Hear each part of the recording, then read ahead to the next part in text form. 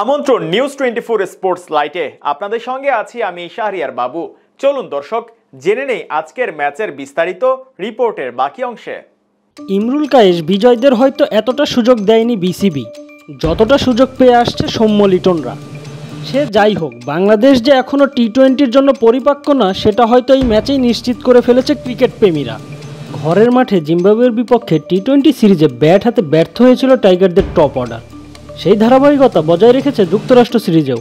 মঙ্গলবার টসে হেরে ব্যাটিংয়ে নেমে ভালো শুরু করে দুই ওপেনার লিটন কুমার দাস ও সৌম্য সরকার। তবে ইনিংস বড় করতে পারেননি দুজনের কেউই। 15 বলে 14 রান করে লিটন আউট হলে 13 বলে 20 রান করে আর তাকে সঙ্গ দেননি সৌম্য সরকার। এদিন ব্যাটে রান পাননি অধিনায়ক শান্ত। শ্রীলঙ্কা জিম্বাবুয়ের পরে যুক্তরাষ্ট্রের বিপক্ষেও হাসল না শান্তর ব্যাট। এই ব্যর্থতার দায় নেবে কে? 11 বলে 3 রান করে সাজঘরে ফেরেন অধিনায়ক শান্ত। এরপর সাকিবকে সঙ্গে নিয়ে রান তুলতে থাকেন তাওহিদ হৃদয়। তবে পিচে বেশিক্ষণ থাকতে পারেননি সাকিবও। 12 বলে 6 রান করে রান আউট হন এই টাইগার অলরাউন্ডার। কিন্তু এক প্রান্তে আগলে রেখে 40 বলে 50 তুলে নেন তাওহিদ হৃদয়। বাংলাদেশের ভরসার নাম যেন এখন তাওহিদ হৃদয় একাই। তাকে যোগ্য সঙ্গ দেন মাহমুদুল্লাহ। 22 বলে 31 রান করে আউট হন মাহমুদুল্লাহ রিয়াদ।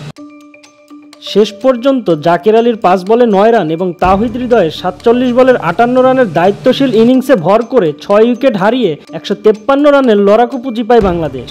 যুক্তরাষ্ট্রের হয়ে 2 উইকেট নেন স্টিভেন টেইলর।